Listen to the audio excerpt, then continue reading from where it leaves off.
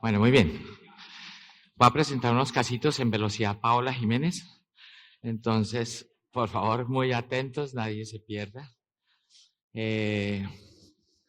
Bueno, me pusieron a presentar unos casos de hepatocarcinoma. El que tiene los casos buenos de hepatocarcinoma es el doctor Joaquín Guerra, así que veremos a ver qué dice él. Son dos casos muy diferentes. Este es una paciente de 75 años con un antecedente de un hipotiroidismo. En un estudio le encuentran una lesión hepática y la llevan a cirugía. Y gracias a que está en un centro que es referente de enfermedad hepatobiliar, pueden hacerle una resección importante del segmento 4 de una lesión de casi 4 centímetros, cuyo resultado es un hepatocarcinoma moderadamente diferenciado grado 2. No tenía ningún otro tipo de lesiones y la biopsia del resto del hígado era un hígado sano. Es una paciente con un hepatocarcinoma con resección por un cirujano hepatobiliar extensa en hígado sano en septiembre del 2021. La dejan en observación.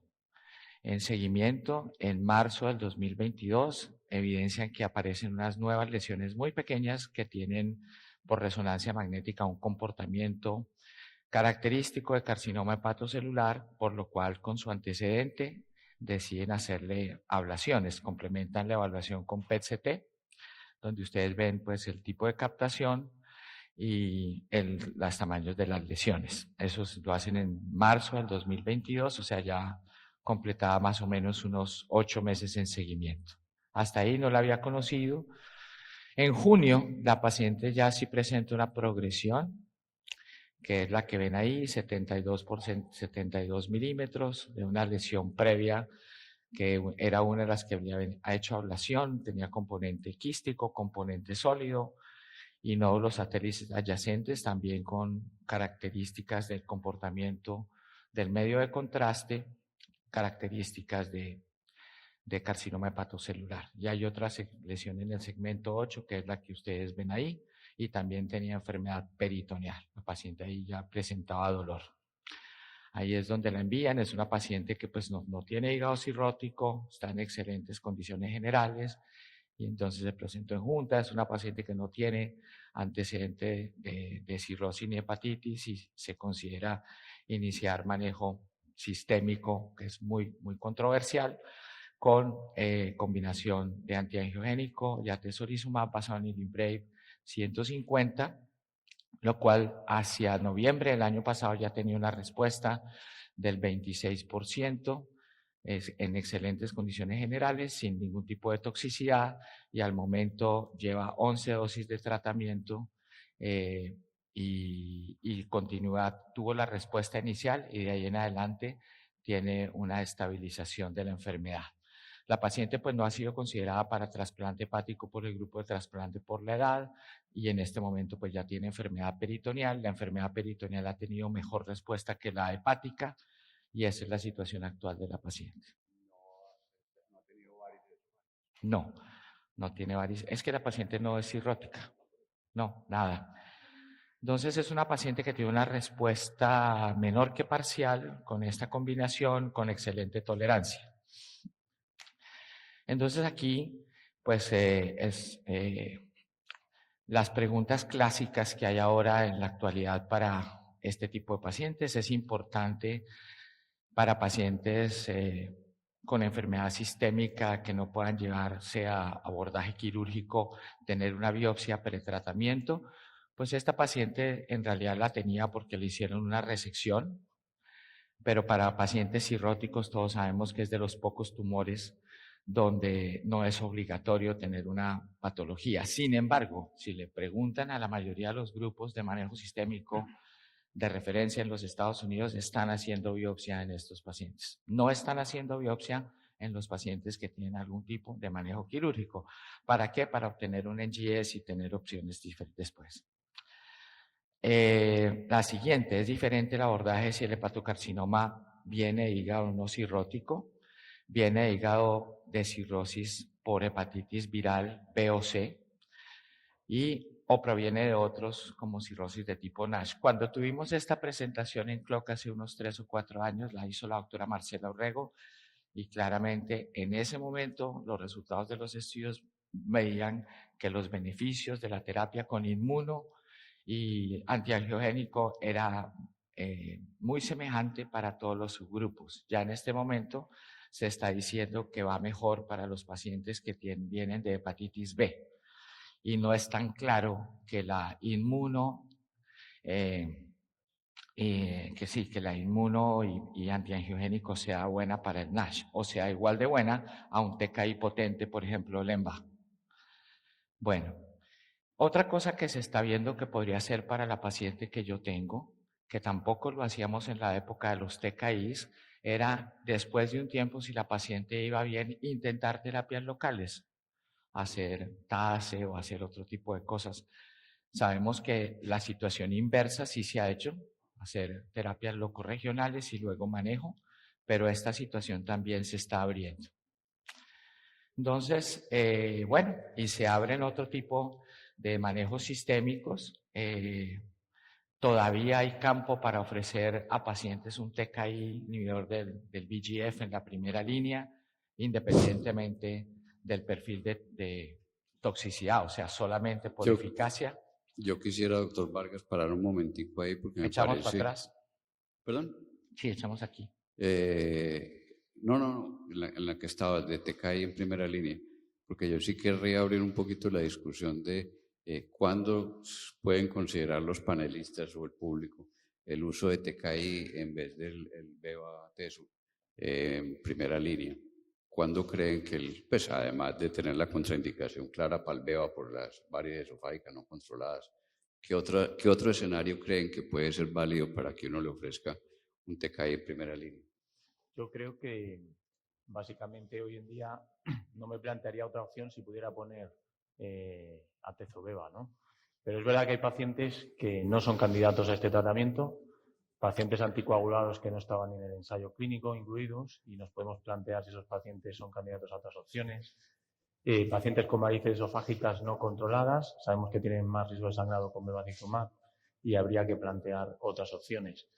Pero es verdad también que tenemos el estudio Himalaya y que esos pacientes quizás, ahora mismo a lo mejor no, pero en un futuro, se puedan beneficiar más de inmunoterapia en lugar de un TKI. Quizás yo la única opción que veo ahora mismo para utilizar TKIs son pacientes que tengan, en el caso de sorafenib, que sean un Child B7, que sabemos que los ensayos clínicos, el IMBRAVE y el Himalaya, los pacientes eran Child A, por lo tanto ahí tenemos una opción para TKIs. Y la verdad es que, o pacientes que tengan trasplante hepático o una enfermedad autoinmune que contraindique utilizar fármacos con inmunoterapia. Pero yo ya digo, hoy en día, si puedo, creo que atezolizumab es la opción de elección, ¿no? Doctor Joaquín o doctor Emilio, ¿alguna?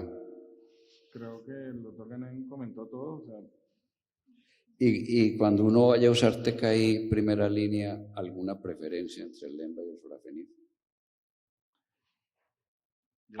Bueno, te dejo a ti. Adelante. No, te dejo, si quieres. Yo creo que los perfiles son completamente diferentes.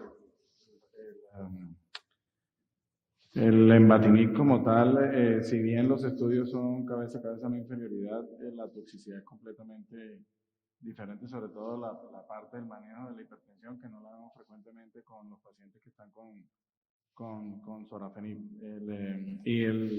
La suspensión de la terapia por el uso del embatinib es mucho más frecuente en mi caso en los pacientes que lo hemos intentado por este tipo de efectos adversos. Obviamente, como lo mencionaba el doctor Ganén, es más amplio el rango de inclusión de pacientes en los estudios con ITK, porque inclusive van hasta Child B. En cambio, con inmunoterapia es solo pacientes con Child A. Uno le comenta al paciente cuáles son los posibles efectos secundarios, más el control el sistemático que se va a hacer a la terapia. Yo no empiezo con la dosis de 800. Yo ya lo aprendí hace rato que yo lo voy subiendo y no lo voy descalando, que es la otra cosa que hago frecuentemente en la consulta para que el paciente pueda tolerar adecuadamente el tratamiento. Además, porque en la terapia secuencial, cuando no teníamos el lenvatinib para usarlo en segunda línea, sino el regorafenib, pues el paciente mínimo tenía que haber tolerado 400 miligramos de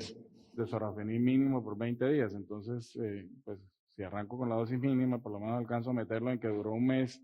Si presenta algún tipo de efecto, progresión o algo, pues tendría la posibilidad de utilizar en la terapia secuencial o otro ITK como el regorafenib. ¿Cuál es la dosis promedio que te toleran los pacientes en LEMBA, en hepatocarcinoma?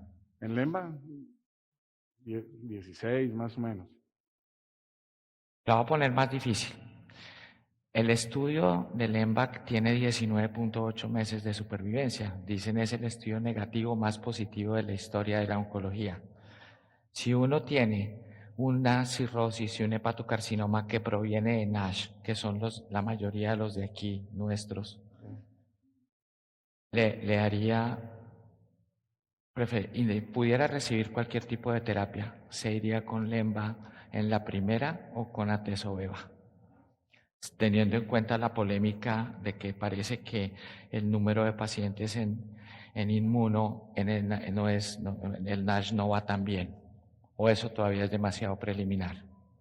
A ver, yo creo que esos datos son subanálisis de estudios que no estaban predeterminados, y es verdad que se ve que la inmunoterapia funciona más en pacientes con hepatitis B o hepatitis C, pero tampoco puedes extraer conclusiones definitivas, ¿no?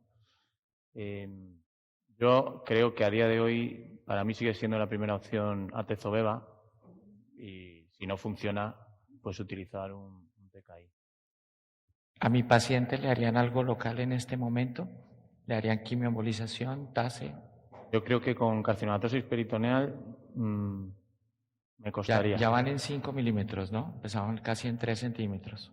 A ver, este año, por ejemplo, se han comunicado datos en ASCO-GI, me parece, de un estudio que compara en enfermedad metastásica con hepatocarcinoma, con poca enfermedad metastásica, creo que era menos de 3 centímetros, hacer sorafenib solo o sorafenib más SBRT de las lesiones hepáticas. Y encontraban un beneficio en supervivencia global. No sé si este es el caso, porque a mí un paciente con hepatocarcinoma y carcinomatosis peritoneal difusa, aunque haya respondido, me parece quizás un exceso, ¿no? No sé qué opináis los demás. Yo creo que digamos, lo que uno hace habitualmente. Hola, ahí está. Creo que para lo estándar, lo que uno hace habitualmente en el hepatocarcinoma, como decías vos, exceptuando ciertos casos de hipertensión portal, por ejemplo, con varices, entonces uno ya tiene otra situación. Pero si no, el esquema que has hecho me parece correcto. Y como te comentaban acá los colegas, el hecho de tener carcinomatosis ya nos cambia un poco, o un nódulo fuera del hígado ya nos cambia un poco todo el panorama. Y creo que eso lo que también habría que plantear si tiene sintomatología o no por la lesión hepática. A lo mejor ahí podría pensar el TACE, es una posibilidad. Es decir, no lo descarto, pero lo tendría en ciertas situaciones más contadas, más que nada. Luego, un dato interesante de esa paciente es que no era cirrótica y sin embargo no teníamos una causa clara para que haya desarrollado un hepatocarcinoma. Creo que es importante recordar en pacientes con hepatocarcinoma hacer siempre una serología, sobre todo si no tiene un diagnóstico previo de virus de hepatitis, y no solo en pacientes con hepatocarcinoma, sino cualquier paciente que vaya a empezar un tratamiento sistémico oncológico, porque sabemos que puede, reactivar esa infección. Entonces, bueno, importante recordar eso también, ¿no? Este es un caso completamente diferente. La señora en este momento tendría 92 años. En el 2004 tuvo un trasplante hepático por una cirrosis macro y micronodular de posible etiología virus C. Ahí la conocimos. Ella tenía otro antecedente importante, un carcinoma de ovario en el 2002, todos pues a edad muy avanzada, que fue tratado en ese entonces únicamente en forma quirúrgica, no la conocimos en ese momento. La paciente después del trasplante queda en seguimiento y en el 2012, es decir, 8 años después del trasplante, hace una masa de la pared abdominal, la cual se biopsia y el resultado es una metástasis de carcinoma hepatocelular. Bastante tiempo después, había elevado un poquito el antígeno carcinoembrionario y tenía compromiso retroperitoneal, no tenía compromiso hepático. En ese entonces, que la conocí yo en finales del 2012, la pusimos en sorafenib, una paciente longeva, fue muy difícil y realmente esa paciente estuvo entre 400 y 600 miligramos de tratamiento, jamás alcanzó los 800. Tuvo muy buen resultado con disminución del tamaño tumoral. En un momento dado hubo una progresión de una de las lesiones de la pared, estando estables las retroperitoneales, le operamos esa enfermedad y estuvo controlada hasta el 2016, o sea, 4 años en sorafenib. Pero fíjense que durante todo ese tiempo la respuesta se densificó y alcanzó a tener respuesta completa. Hasta que ella decidió abandonar, pues cansada de la toxicidad del sorafenib, básicamente astenia, diarrea, aún con la dosis de 400 miligramos. Del 2016 al 2022 queda sin tratamiento, hace una recidiva en el 2022 de masas abdominales, se comprueba que es también del hepatocarcinoma, inicia sorafenib, el cual alcanza a recibir el año pasado más o menos unos 6 meses con enfermedad estable y tuvimos último contacto en ella en octubre del 2022 con sus cuidadores, que ya había suspendido el tratamiento y falleció. Entonces, un caso bien interesante por una respuesta pues muy inesperada a un TKI, inclusive con varios años de respuesta completa sin tratamiento, es la única que tengo con esas características, y luego una recaída tardía. Y lo traje simplemente para poner el contraste con que me parece que de todas maneras todavía no sabemos muy bien cómo escoger estos tipos de tratamientos, a pesar de que tenemos que ser conscientes que el estándar de tratamiento hoy en día es inmuno, antiangiogénico o doble inmuno como en el Himalaya. Comentarios. Yo creo que es un caso muy sorprendente, ¿no? Yo pacientes así no tengo. Un caso que llama la atención y, bueno, poco que comentar, la verdad. Lo que espero no es una enfermedad mínimo estable con el SORA. Hubo un momento de remisión completa, ¿no? Correcto. Lo que uno mínimo espera es una enfermedad estable, no la respuesta que tuvo la paciente. La pregunta de la pared abdominal fue por algún trocar o alguno de los puertos que la operaron a la paciente previamente o algo, ¿no? La recaída en pared abdominal. No, todas se comprobaron por el antecedente del ovario y siempre se comprobó que era de hepato. Caso raro, creo que es un caso que después, si te evoluciona, es para hacerle una secuenciación algo, porque no es lo habitual de ver un hepatocarcinoma, 8 años de sobrevida, con casi respuesta completa, tuvo respuesta completa y ahora con una respuesta mantenida y enfermedad estable. También resalta que aquí crónicamente yo difícilmente tengo pacientes más de 600 miligramos, entonces ustedes... Mauricio.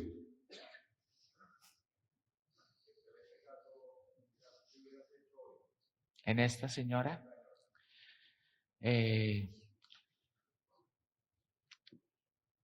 pues esta señora, a pesar de que la recuerdo bastante frágil, la edad no es una condicionante para utilizar inmuno con antiangiogénico, ¿no? Y no tenía ¿Y el trasplante? Ah, ¿Y el trasplante? sí, pero no tenía enfermedad, pues nunca tuvo enfermedad hepática, ¿no? Sino extrahepática, pero yo creo que esta paciente en algún momento la hubiera considerado para un manejo conductoblete. Pero ese año no le habían hecho un trasplante hepático. Sí, le han hecho trasplantes. Sí. ¿Y eso no sería una Pues contraindicación sí, para sí, o sea, hacerle había inmunoterapia? hecho en el 2004, ¿no? Sí, yo creo que en este momento, es decir, por ejemplo, esta paciente no toleraría claramente el EMBA, ¿no? Es una paciente que escasamente toleró medianas dosis.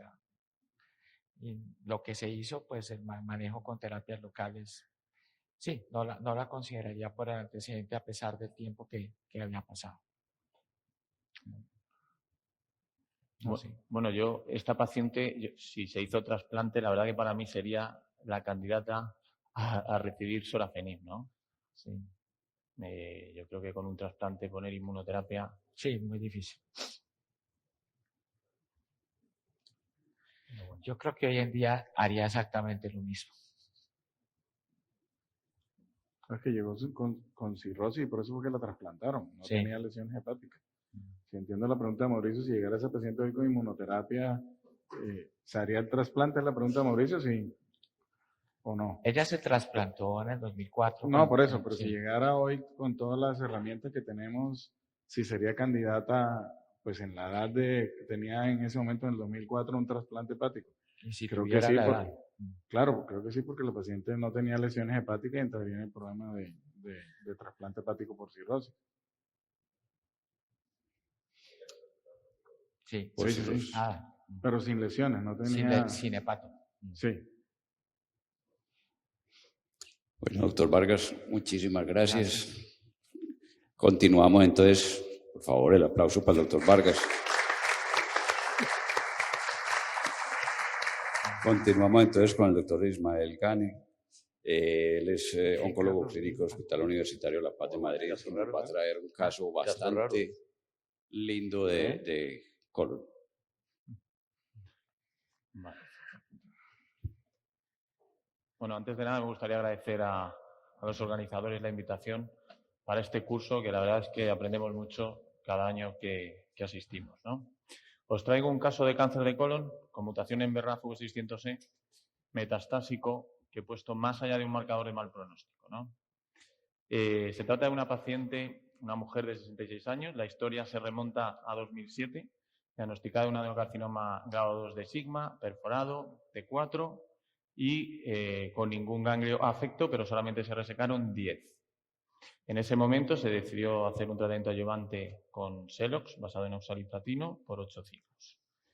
Y 5 o 6 años después, en un seguimiento rutinario, pues se hace una colonoscopia que es normal, se ve un pequeño pólipo, pero que era mucosa con hiperplasia, pero en la analítica se evidencia una leve insuficiencia renal, una creatinina de 1,6, por lo que se solicita una ecografía que muestra uropatía obstructiva.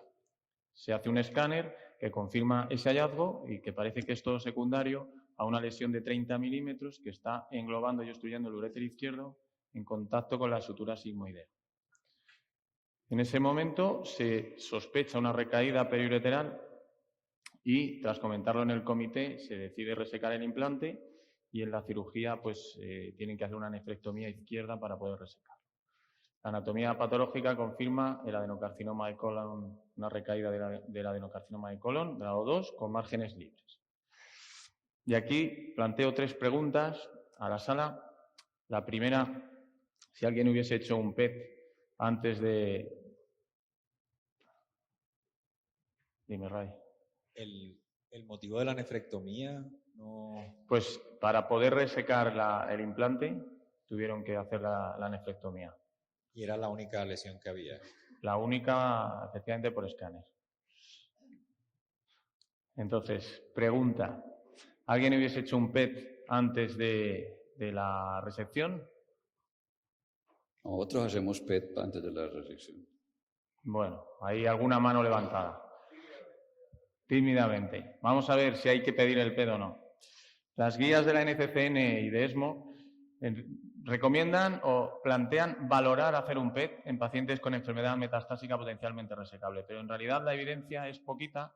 Es sobre todo este ensayo clínico ya antiguo de 2014 en el que pacientes con cáncer de colon y afectación hepática se aleatorizaban a hacer cirugía directa o a hacer un PET previamente. Y como veis, no había diferencias en cuanto a supervivencia global, solamente se modificó el plan quirúrgico en el 8% de los pacientes. Luego, bueno, hay que plantearlo, pero tampoco es que haya una evidencia muy importante, ¿no? La segunda pregunta, no sé si aquí en Colombia hacéis HIPEC, pero la segunda pregunta es si alguien en la sala a este paciente le hubiese puesto quimioterapia intraperitoneal o le pondría hoy en día quimioterapia intraperitoneal. O una laparoscopia diagnóstica, pero bueno, ya se intervino y en principio no vieron nada. ¿Alguien haría HIPEC? Pero era una lesión retroperitoneal. ¿Eh? Era una lesión retroperitoneal que estaba envolviendo. Imaginemos que era una lesión peritoneal. ¿Alguien haría HIPEC en estos pacientes? No. Esta lesión es Es una retroperitoneal. lesión Retroperitoneal. periureteral. Sí, está cogiendo el ureter. Fijaros. Si La fuera verdad es única que también. hay mucha discusión fuera respecto peritoneal, sí. a hacer Si fuera HIPEC única, en ¿no? pacientes con afectación peritoneal. Si fuera única, Y de hecho lo discutimos cada día en los comités. Y quería traer esto un poco a colación, ¿no? Durante estos últimos 20 años se han hecho varios ensayos clínicos aleatorizados con resultados, digamos, dudosos.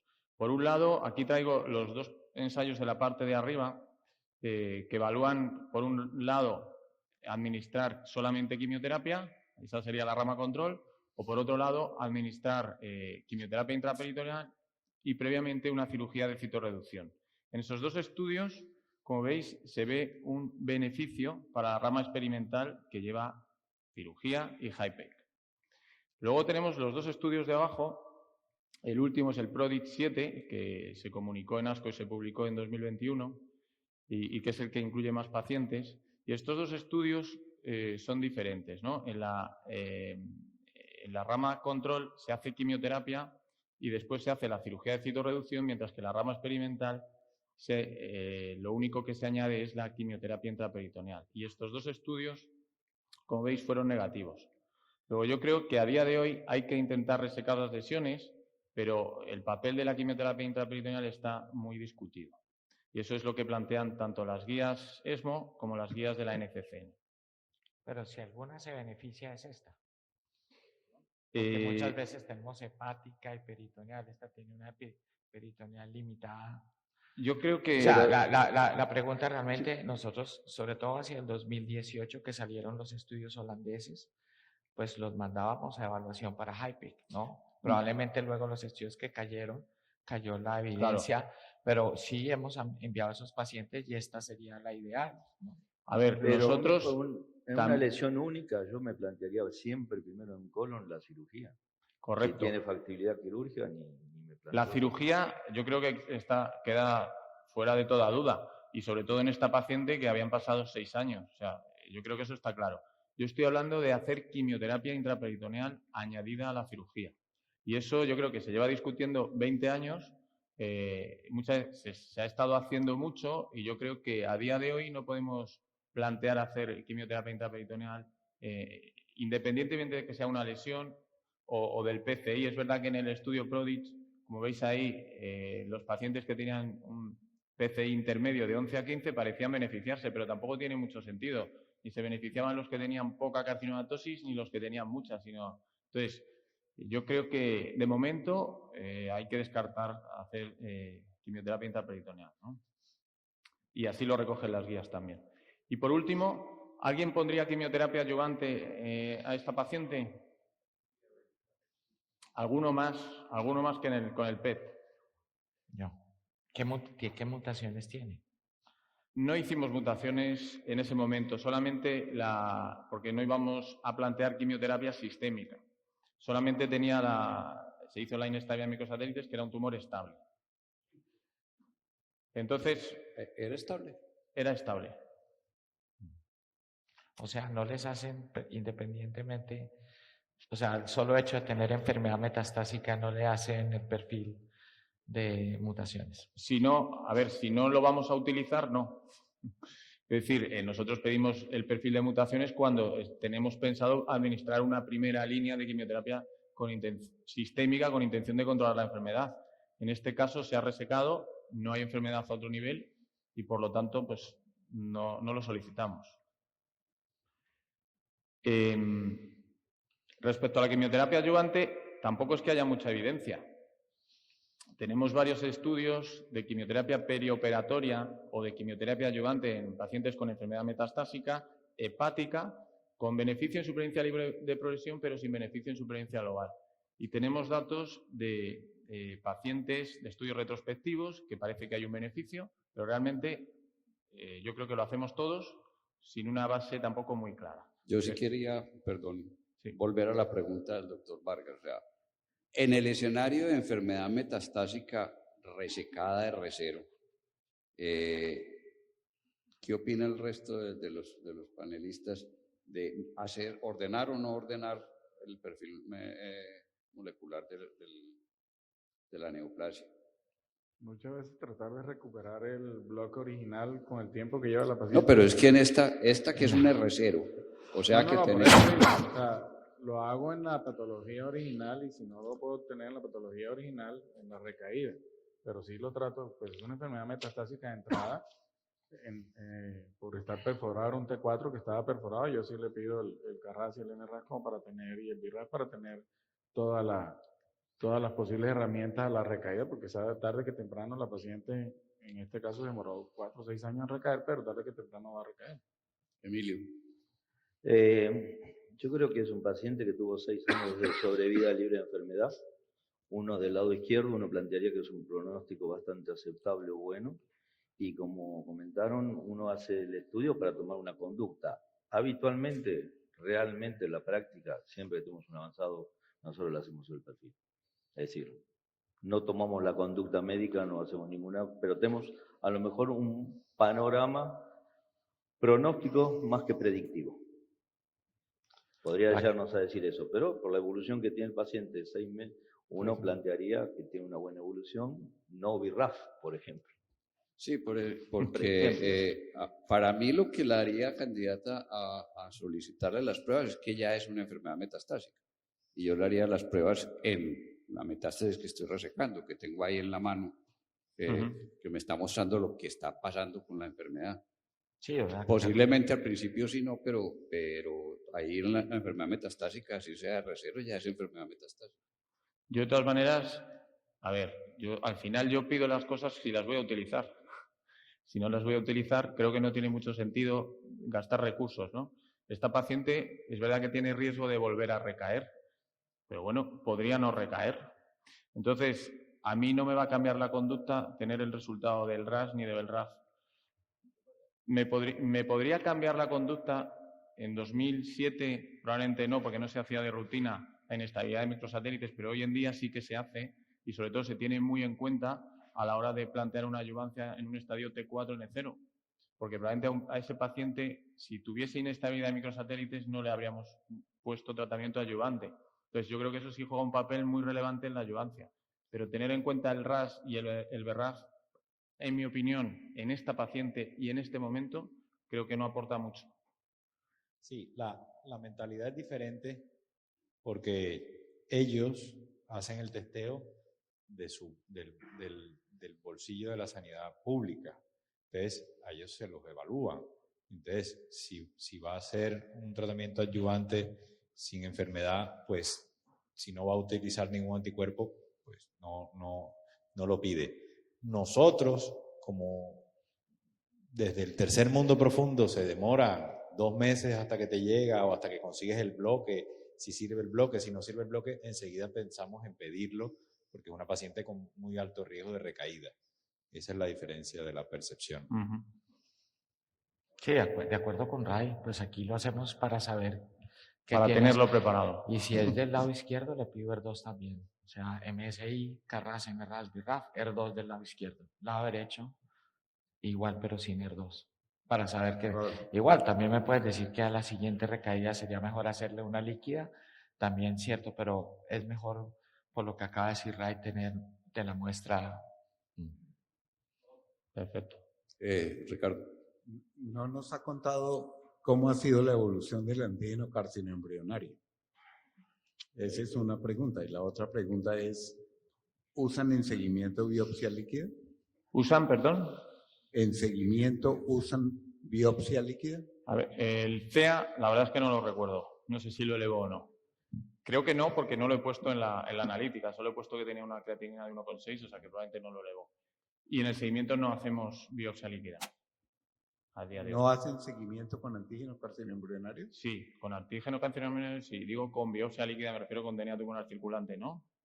Si esa paciente hubiera tenido un antígeno carcinoembrionario alto, ¿le hubieran hecho PET? Sí, a ver, yo creo que tampoco. En ese momento, sobre todo, estoy hablando, esto fue en 2013. A día de hoy probablemente sí que le hubiésemos hecho un PET antes de operarla, ¿vale? Aunque ya digo que la evidencia tampoco es que sea tremenda, ¿no? Bueno, el caso es que al final le administramos tratamiento adyuvante, nuevamente con oxaliplatino. Perdón, otra pregunta. Gracias. Yo tengo una pregunta y es si en esta paciente o esta paciente consideraría haberle dado quimioterapia antes de operarla. Digamos, eventualmente hubiera podido llevar a una cirugía preservando su riñón. Y segundo, el perfil de genotipificación sí me parece importante porque hay datos que sugieren que en mutaciones, por ejemplo, de RAS, la realización de metastasectomía no es tan beneficiosa. Entonces, eventualmente pudiera cambiar eso. En algunos grupos incluso lo consideran así. A ver, es verdad que en algunos casos planteamos hacer tratamiento neoadyuvante para intentar reducir la lesión tumoral y que tenga una cirugía menos agresiva. En este caso no se hizo por varios motivos. Lo primero, que habían pasado pues 6 años, 5 o 6 años. Pero lo primero tenemos que saber qué es, porque a lo mejor era fibrosis, por ejemplo, o otra cosa. Entonces no es una recaída típica 2 años después. Entonces yo creo que esta paciente había que diagnosticarla primero de la sospecha de recaída. Y por eso probablemente es un motivo para no hacerlo. El segundo, que efectivamente había pasado mucho tiempo. Entonces, cuando tienes una recaída única y ha pasado tanto tiempo, parece que el pronóstico no es tan malo y se puede diferir la quimioterapia. Otra cosa es que hubiese recaído en poco tiempo. Pues quizás ahí te planteas poner una quimioterapia previa por si hay enfermedad micrometastásica, intentar tratarla previamente a la cirugía. Bueno, pues vamos a seguir un poquito adelante. Entonces, planteamos nuevamente hacer selos. Habían pasado 6 años y la paciente lo podía tolerar. Y después pasamos al seguimiento. Y vuelven a pasar 3 años y la paciente tiene una recaída retroperitoneal con una adenopatía paraórtica izquierda que se vuelve a resecar. En este caso recibió quimioterapia adyuvante, pero solamente con capecitabina. Tampoco pedimos los marcadores. Y 3 años después, julio de 2020... Perdón, una pregunta. ¿Alguien está en desacuerdo? Yo no. ¿Alguien está en desacuerdo con las resecciones de las oligometástasis en cáncer colorectal?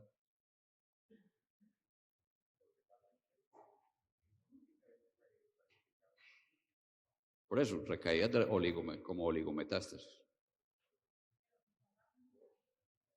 Vos tienes una recaída como oligometástasis, debes reestadificar al paciente para saber que no hay compromiso en otras localizaciones. Claro, asumiendo ya hecho eso, Ricardo. Claro, el paciente solo tenía aceptación a ese nivel, ¿vale? Y Cristina. Claramente que es única, o sea, yo probablemente si hubiera hecho PET y los estudios es cierto que muestran que una gran mayoría de los pacientes no tienen enfermedad en otro lado y no tengo que cambiar esa conducta que yo planteé como quirúrgica. Pero precisamente esos pacientes con recaída peritoneal son el mayor número de pacientes en los que sí tuve que hacer cambios en esa conducta porque puedo tener más lesiones peritoneales y eso me cambia completamente. Si hubiera estudiado, si le hubiera hecho un perfil a ese paciente porque está en enfermedad metastásica, independientemente de que lo voy a resecar, lo puedo dejar en R0, no estoy en desacuerdo con que se hubiera hecho la adyuvancia, está bien. Pero resecar un ganglio, eso es, o sea, yo sí resecaría una lesión hepática, una lesión pulmonar, pero incluso 2, 3, pero no una lesión ganglionar porque probablemente tengo más lesiones. A ver, ahí es verdad que hay datos muy conflictivos.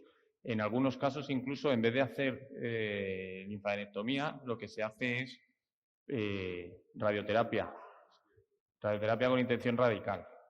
Pero bueno, el patrón de recaídas de esta paciente, la verdad es que no era muy agresivo.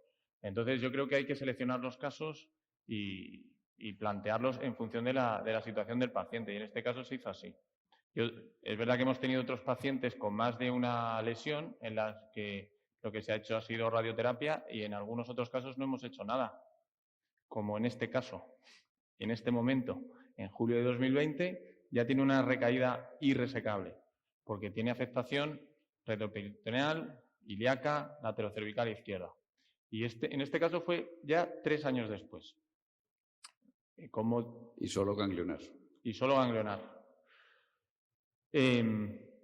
Decidimos hacer una eco-PAF cervical por confirmar la recaída, aunque parecía evidente, y nos lo confirma, ¿no? Entonces, en este punto, ¿qué haríais?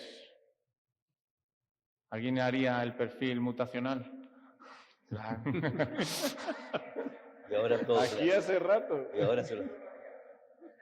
¿Alguien no lo haría? Es muy tacaño. Muy bien. Lleva 9 años. Pues 9. aquí sí que hicimos el perfil mutacional. En la muestra de 2020 no había material disponible, por lo que no se hizo nada. Y la patóloga fue un poco tirando hacia atrás. Cogió la muestra de 2017 y vio que no tenía inestabilidad de microsatélites, pero presentaba mutación en BRAF en uno de los bloques tumorales, mientras que en los otros 2 no había. Como le pareció peculiar, decidió repetirlo en la muestra de 2014 y en la de 2007. Y ocurría algo parecido. Tenía mutación de BRAF en algunos bloques y en otros no. Luego parece que hay una heterogeneidad tumoral, como ya está descrito, en cáncer de colon y en otros tumores. Y aquí yo lo que quiero plantear es si consideráis que este tumor tiene la mutación de BRAF, V600E, o es BRAF wild type. Era izquierdo, sigma. Lo digo porque, claro, tiene implicaciones, como ya sabemos, a nivel pronóstico y a nivel terapéutico. Si el caso del doctor Vargas era extraño, un BRAF mutado y llevamos, ¿cuánto? ¿10 años? Lleva mucho tiempo. Es un poco raro. Y no tiene inestabilidad de microsatélites. No. La pregunta es que si le creemos que es BRAF, ¿sí? Claro. No lo creemos. Perfecto. Una pregunta, lo que pasa Sí, es yo que le creo. el comportamiento biológico de la enfermedad BRAF es completamente diferente. Es una enfermedad agresiva con una localización más derecha que izquierda. No permite el tratamiento oligometastásico de la forma en que lo hiciste durante todo ese tiempo. A mí me gustaría tener la posibilidad de hacerle un NGS completo a ese paciente, ¿sí? ¿Perdón?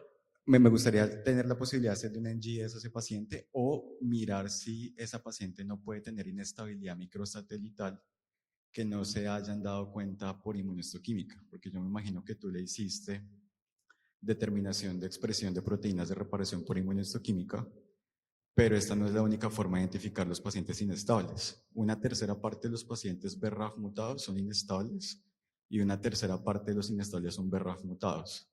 Y este comportamiento de recaídas, digámoslo así, medio bulkis, que está presentando esa paciente con un tumor T4 en el debut, podría ser una enfermedad con inestabilidad microsatelital que no haya sido diagnosticada por proteínas de reparación.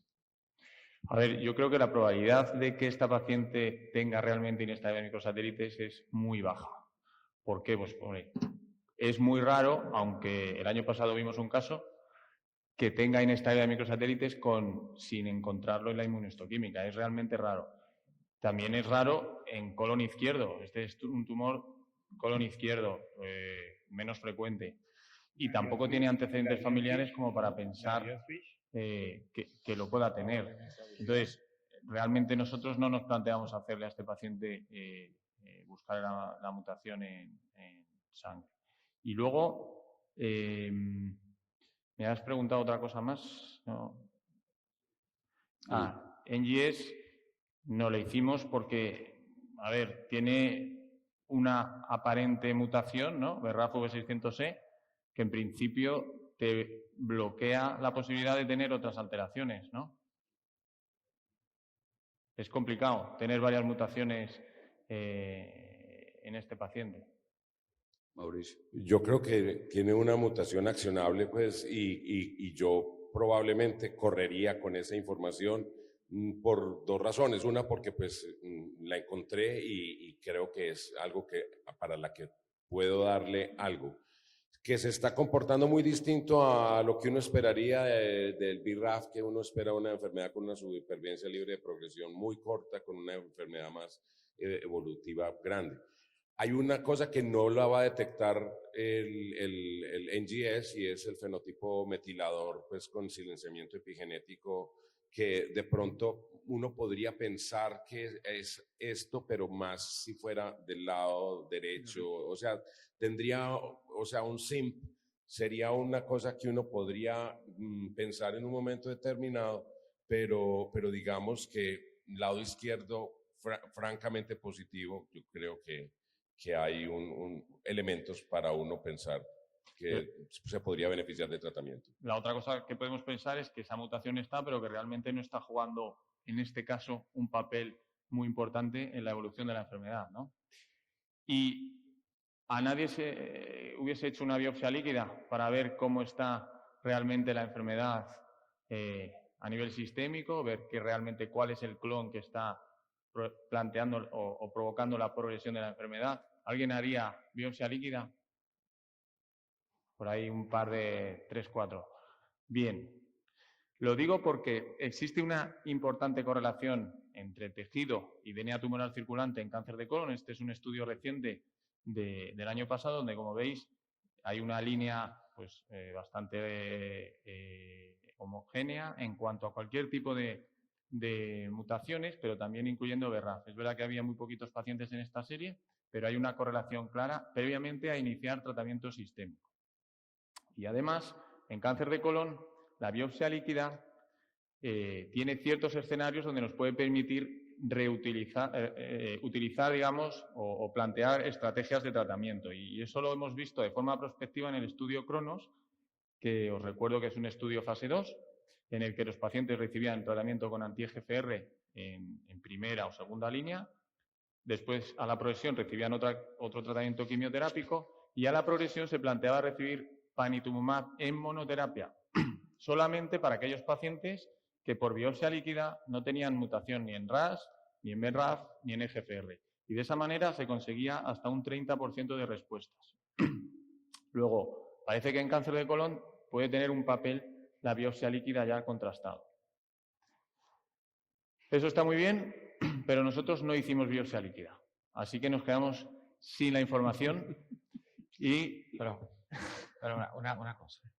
Acá evaluamos a esos pacientes con biopsia líquida, pero también porque no rebiopsiamos siempre las lesiones. Acá tenía la biopsia de la recaída ganglionar, que era BRAF positiva. O sea,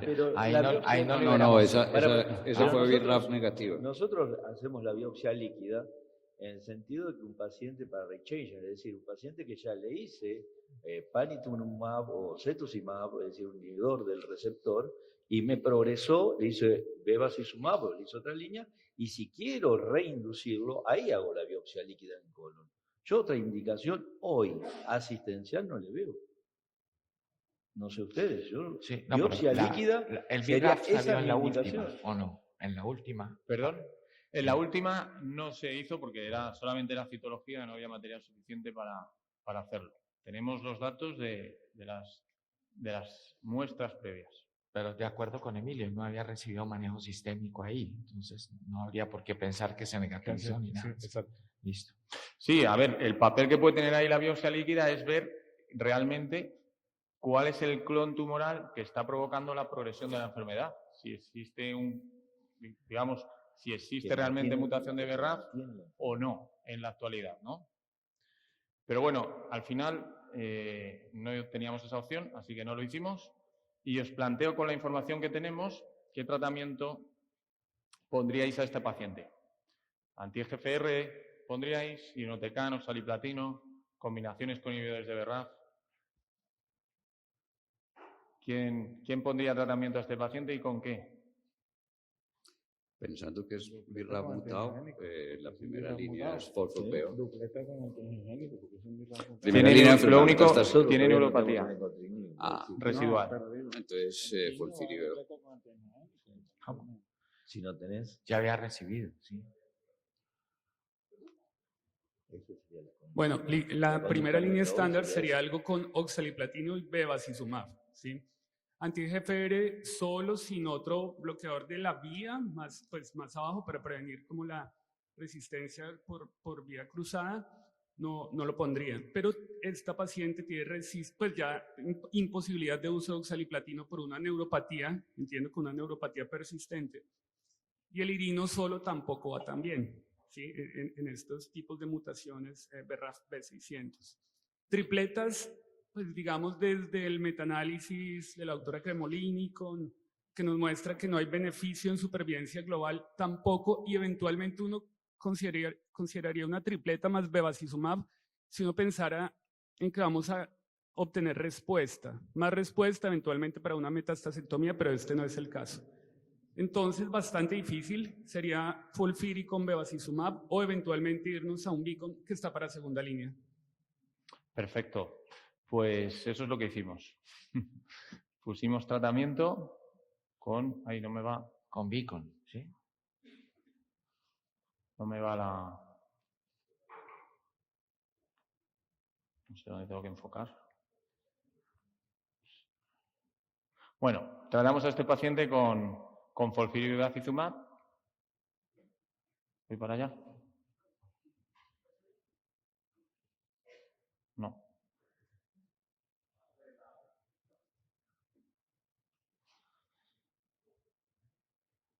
Ya le hubiera hecho un Beacon. ¿Cómo? Un Beacon. Beacon, no sé cómo se lo quería decir, solamente ahora podemos... Vale, ya va. Entonces, consideramos que el paciente tenía la mutación y planteamos tratamiento con FOLFIRI y bevacizumab. Y la verdad es que tuvo una buena respuesta. Aquí tenéis el momento de la máxima respuesta, que fue pues, mayo de 2021, tanto a nivel cervical como a nivel retroperitoneal. Y en septiembre de 2021 presenta ya una progresión de la enfermedad con un intervalo libre de progresión de 14 meses. Entonces, ahora nos planteamos una segunda línea de tratamiento. Y aquí volvemos a valorar. La paciente continúa con neuropatía, además no quiere recibir oxaliplatino, ya os lo digo. Entonces, plantearíais anti-GFR, inhibidores de BRAF, otras opciones, TAS-102, regorafenib. ¿Quién me dice algo? No, yo le creería, obviamente, al BRAF. Haría a esa paciente una combinación con una... Primero quiero decir una cosa que se la aprendí a Mauricio. Esos pacientes que tienen enfermedad peritoneal y que va resecando, que no es raro en un BRAF, lo que es raro es que fue oligometastásico, pero los BRAF hay unos que tienen enfermedad peritoneal. Son pacientes que si uno presiona mucho el oxaliplatino, la supervivencia de los pacientes todo el tiempo te van a recordar la neuropatía. O sea, la consulta arranca siempre con que su vida es una desgracia por la neuropatía. Entonces yo trato de limitar mucho la... Me pareció bien, por ejemplo, en la segunda adyuvancia que pusieron capecitabina sola, ¿no? Aquí hay mucha gente que vuelve y le pone el platino. Eso lo veo todos los días. Entonces, para mí el platino, esta señora está completamente descartado. Y antes de usar unas opciones como regorafenib o eso, pues haría uso de que tenemos una mutación del BRAF en esa paciente. Probablemente con irino, aunque viene de progresión con irino y con cetuximab. O encorafenib, cetuximab también, ¿no? No tenemos encorafenib, Vale. solo tenemos Dabra o Bemura, que obviamente no se puede extrapolar. Bueno, perfecto. Vamos a tener. Aquí sí hicimos biopsia líquida en este momento y la biopsia líquida fue RAS wild type, BRAF wild type. Si hubiésemos decidido poner encorafenib, cetuximab, ¿alguien hubiese continuado con encorafenib, cetuximab o hubiese cambiado la opción de tratamiento? No. Hubiese hubiera seguido, claro. encorafenib. Vale. Si tiene respuesta, uno sigue con la respuesta. ¿El qué? Si uno tiene respuesta con el tratamiento, seguís con el tratamiento. La respuesta ahora la vemos. Esa es la situación. Fijaros, realmente la EMA y la FDA, la indicación de encorafenib es en pacientes que tienen mutación en BRAF V600E, que han recibido previamente al menos una línea de tratamiento sistémico, y dicen que BRAF V600E tiene que estar confirmado por un test validado. Y yo, al menos en la EMA no lo he encontrado, pero en la FDA, cuando miras, he visto que solamente ponen como test validado en tejido tumoral, que es realmente como se hizo el ensayo clínico. Cuando miramos las guías de ESMO, dicen que el DNA tumoral circulante en cáncer colorectal se puede utilizar en ciertas situaciones, que son para el rechallenge del cáncer con anti-EGFR, o en caso de que tengamos cierta urgencia para empezar tratamiento y no podamos hacerlo en tejido o no podamos conseguir una muestra tumoral.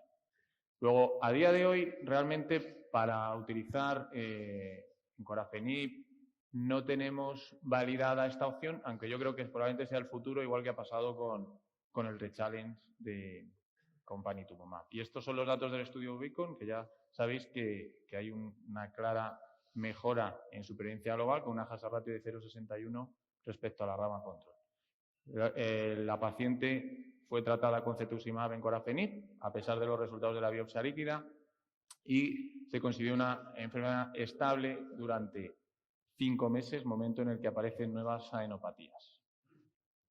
En ese momento nos planteamos una tercera línea y os planteo qué opciones pondríais, qué opciones de estas que planteo aquí os parecen razonables.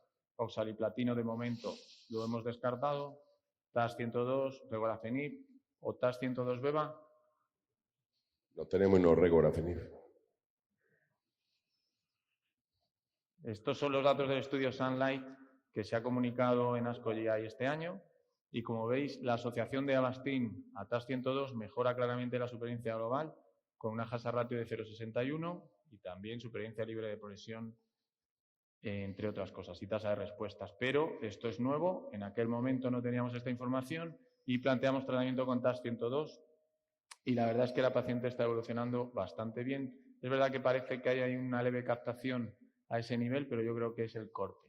Realmente está en enfermedad estable, ha pasado un año y la última diapositiva del caso es lo que ya hemos estado comentando, que la mediana de supervivencia en estos pacientes es de 13 meses y aquí tenemos un caso con más de 100 meses de momento, con una evolución que nada tiene que ver con estos pacientes. Recordar que hay mutaciones en BRAF que no son V600E y que se asocian no solo a que no se asocian a peor pronóstico, sino que parece que tienen incluso mejor pronóstico, aunque este no es el caso.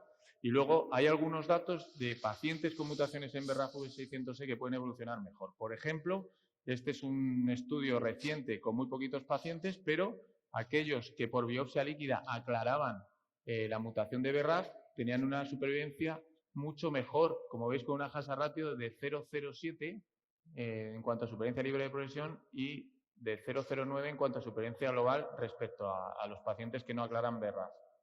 Y luego hay algún dato más, que hay pacientes con conmutaciones somáticas a nivel de BRCA que tienen una evolución muy diferente y muy buena respecto a la población general. Y ya está, este es el caso. Muchísimas gracias, Ismael. Ahora a continuación el doctor Joaquín Rueda, quien tampoco necesita presentación y nos va a hablar de un caso de carcinoma de unión gastroesofágica. Bueno, buenos días para todos.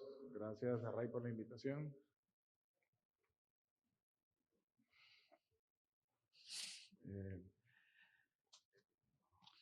Sí, pero no pasa. ¿No está pasando?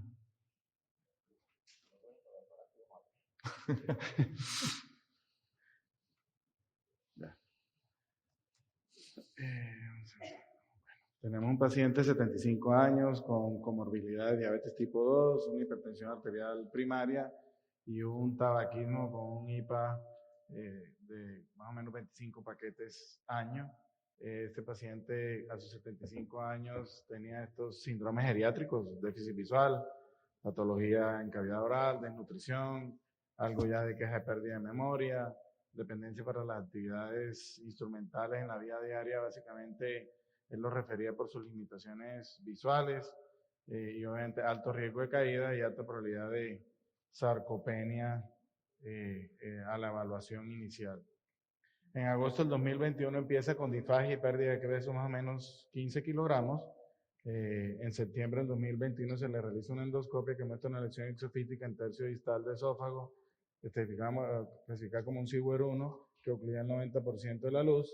Se le realizó biopsia, requirió gastrostomía porque esta lesión pues obstruía el 90% y la patología es un adeno pobremente diferenciado con células en anillo de sello y áreas de diferenciación intestinal no asociadas a esófago de Barrett, con ER2 negativo y deficiencia de las proteínas de reparación.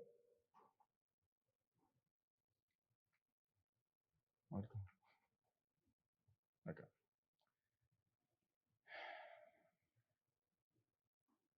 No cambia. Es un PET-CT en octubre que muestra la lesión esofágica y unos ganglios a nivel mediastinales, lo cual lo clasifica como un T2N2 o un T2N1 que estaría por un estadio 3A, un estadio 3B. Okay. Esto es más de las estadísticas. En Sudamérica, precisamente es más cáncer de estómago que de cáncer de esófago, y para lo que nos atañe en Colombia, pues la primera causa de mortalidad en Colombia y en Perú son por cáncer de esófago, de gástrico en hombres y cáncer de seno en mujeres. Viendo en la base de Globocan, obviamente pues no es la primera de las primeras causas y cada vez vemos menos carcinomas, inclusive escamocelulares, y poco, lo que estamos viendo más frecuentemente son carcinomas de unión esofagogástrica, y en este caso era un adenocarcinoma. Entonces, la pregunta al panel y al público es: ¿usted lo considera tratar con intención curativa a este paciente de 75 años con las comorbilidades anteriormente citadas? ¿Cuál sería la estrategia multimodal en este paciente? ¿Y cuál régimen adyuvante le plantearía a un paciente de 75 años con las comorbilidades previamente citadas? Bueno, ahí sí quisiera compartir con mis compañeros. La primera pregunta para mí en un adenocarcinoma de esófago distal es ¿qué estrategia les gusta a ustedes más? En un paciente que potencialmente sea quirúrgico. Esperemos, no nos metamos mucho con la parte geriátrica para ampliar la discusión. Potencialmente sea quirúrgico. ¿Qué estrategia prefieren ustedes? ¿Prefieren la estrategia Cross o prefieren el perioperatorio tipo Flot? A ver, yo creo que este paciente tiene una situación basal un poquito justa, digamos. Por eso, quítate lo geriátrico, olvídate lo geriátrico, digamos que está fit y que tiene 65 años. A ver, hoy en día en un paciente con adenocarcinoma de la unión gastroesofágica tenemos las dos opciones, ¿no? Hacer quimioterapia perioperatoria o hacer el esquema Cross. Con el esquema Cross tienes alguna ventaja, que es que si te hace una respuesta completa podrías plantearte no operar, pero realmente son adenocarcinomas que van a hacer menos respuestas completas y quizás la quimioterapia perioperatoria es una buena opción. Tendríamos que, yo creo que para pacientes con muy buen estado general o tumores de unión gastroesofágica más Siwer 3, quizás es buena opción hacer un tratamiento perioperatorio, y para tumores más proximales o pacientes con peor situación basal, el esquema Cross es una buena opción, pero no tenemos realmente información para decir cuál de los dos, a día de hoy, cuál de los dos esquemas es mejor. Yo creo que, como comentaba acá el colega, pero pienso que este paciente, si está en condiciones, yo le preferiría un Cross. Doctor Vargas. Tradicionalmente hemos preferido para, como decía ahorita, la neoadyuvancia con Flot para pacientes de unión gastroesofágica y abajo. Este es Pero un Siwer 1. hay que tener en cuenta que si uno ve todas las recomendaciones de los grupos americanos, prefieren el cross, sobre todo porque tienen muy fácil la mnemotecnia de cross y luego cirugía y adyuvancia con nivolumab, ¿no? O sea, para ellos ese problema está resuelto. Nosotros, como saben varios de los colegas acá, hacemos una neoadyuvancia con FLOT y nos sale la respuesta patológica mala y quedamos sin saber qué hacer.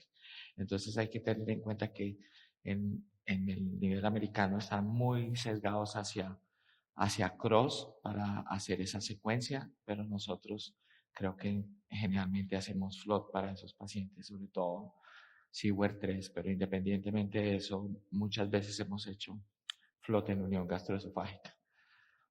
O sea que FLOT, pero con intención de cambiar apenas tengamos la otra Porque esquema. nosotros somos más de cross y más. Este es Siewert 1 y nosotros en eso somos más de Siewert 3 y un estómago.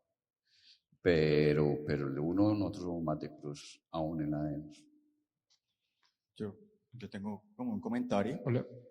Yo creo que es fundamental el concepto multidisciplinario de este paciente, pues centrándonos en el caso, ¿no? Sobre la potencial resecabilidad de la lesión, teniendo la edad que tiene, las comorbilidades que tiene, la morbilidad y mortalidad de una esofagectomía con cirugía mediastinal en ese paciente es muy alta. Y posiblemente la mejor estrategia que tengamos sea incluya radioterapia en ese sentido, porque no tenemos una real certeza de que de verdad podamos operarlo.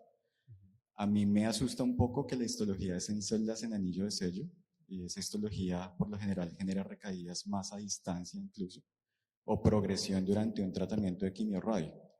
Entonces, teniendo en cuenta el concepto quirúrgico y los deseos del paciente, yo intentaría ofrecerle quimiorradio definitiva, sabiendo que la posibilidad de respuesta completa va a ser baja.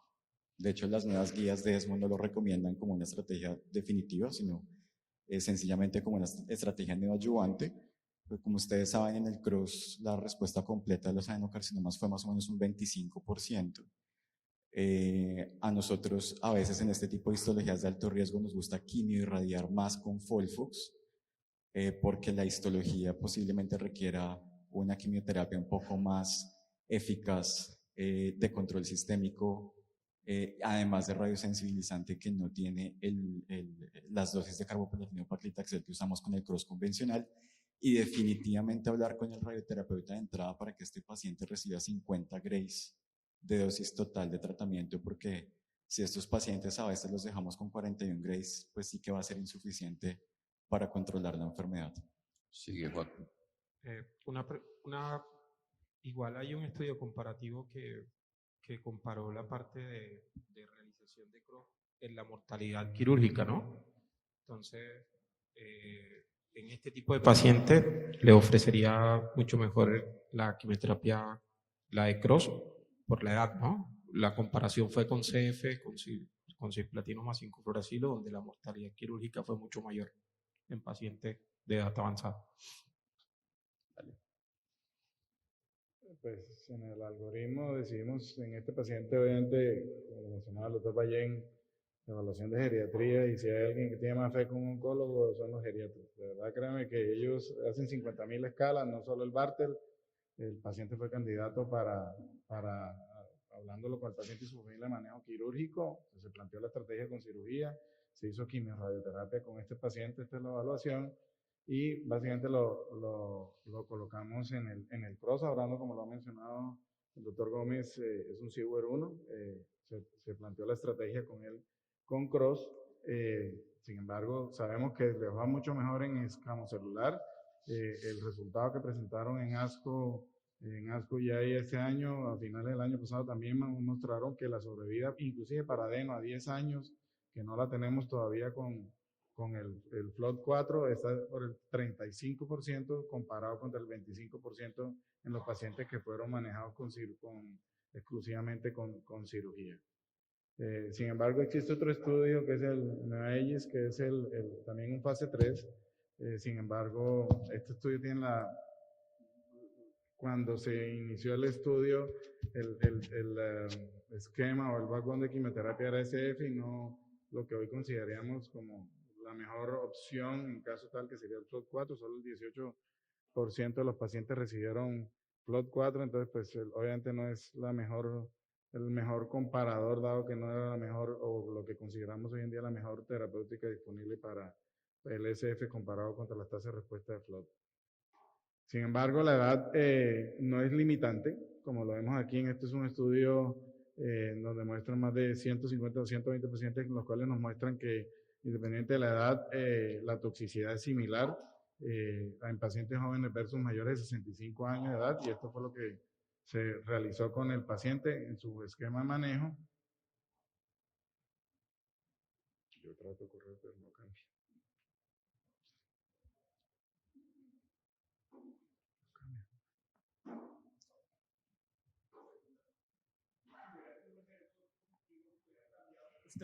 Adyuvante. Para hacerle, pues, en esófago como tal, no creo que me cambie la condición actual del paciente. Un paciente de 75 años, creo que no le cambiaría la mejor opción, o como lo mencionaba el doctor Ballén, inclusive consolidarlo con solo quimiorradio se planteó con él, pero creo que con hacerle un anti-ER2 a este paciente no. Los 3 cruces. ¿Te irías a una terapia de quimio más anti-HER2 o definitivamente vamos con CROSS? Yo lo intentaría operar a este paciente con todas las valoraciones que tiene, porque posiblemente se llama terapia multimodal precisamente para evaluar el paciente. Y obviamente la adyuvancia como tal con terapia anti-HER2 como tal no es el estándar convencional actual. Entonces creo que le haría lo que tenemos disponible en este momento. De acuerdo. Síguete que estamos Entonces, colgados. pues recibió el cross, el paciente, y al final se hizo un PET a las 4 o 6 semanas de revaloración, en el cual este paciente tenía enfermedad estable. Dadas las valoraciones y la decisión del paciente, fue llevado a una cefalectomía mínimamente invasiva, y realmente aquí tenemos el resultado de lo que nos mostraba el PET, que es un cáncer residual extenso con poca o pobre respuesta a la terapia neoadyuvante, un YPT3N1, sin enfermedad metastásica como tal. Entonces aquí viene la discusión. El paciente se recuperó 2 meses después de su funcionalidad, aunque se sentía un poco débil. Y a la pregunta que mencionaba Carlos, ¿le ofrecerían tratamiento adyuvante a este paciente? En el caso tal, ya sé que me van a decir, si tuviéramos la disponibilidad de inmunoterapia aprobada para este caso, ¿y qué opinarían en ese caso entonces utilizar nivolumab por 1 año como el estudio Keynote? Y estas son las nuevas guías que mencionaba el doctor Ballén, donde se discuten. Estas son las de 2022, y obviamente aquí plantean a ellos ya obviamente con más inclinado hacia FLOT que hacia SF. Y obviamente abajo vemos que a estos pacientes que quedan con enfermedad residual se debería plantear manejo adyuvante con el Checkmate 577.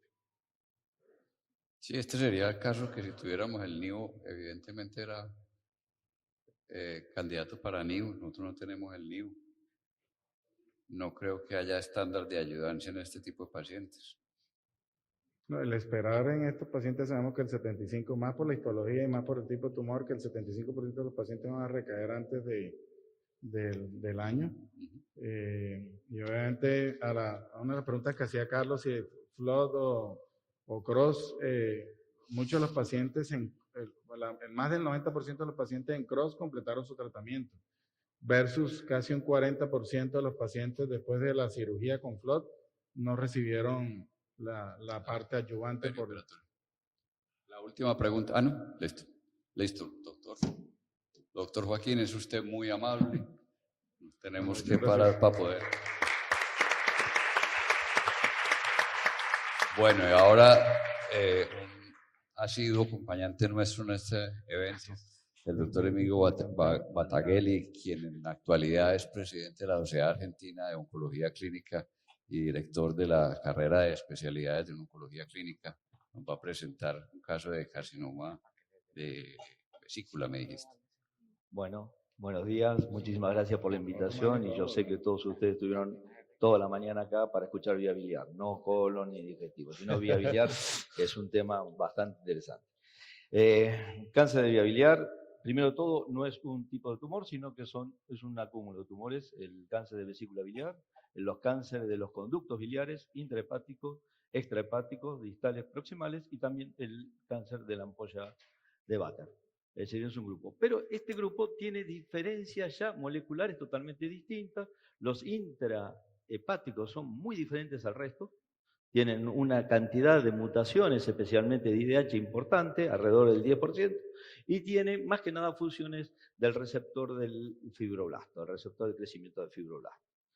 Eso es importante. Cuando uno mira, esto es una pequeña introducción para ver que son cosas diferentes, pero los tenemos todos en la misma bolsa. Vemos que, bueno, por supuesto es un tumor de gente añosa, y por otro lado ven la incidencia, está en toda Sudamérica, en la región andina, en el norte de África, en la India y en Japón. Puntos diferentes, totalmente diferentes. ¿Y por qué eso? Porque tienen distintos factores etiológicos. La colelitiasis es uno de los causas más importantes del cáncer de vesícula biliar. Está muy aumentada en Japón, está muy aumentada en Chile.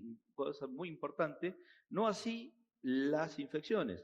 La Salmonella typhus, la causa de la enfermedad tifoidea, está totalmente aumentada en la India. Es una causa de por qué es un factor etiológico diferente. La obesidad.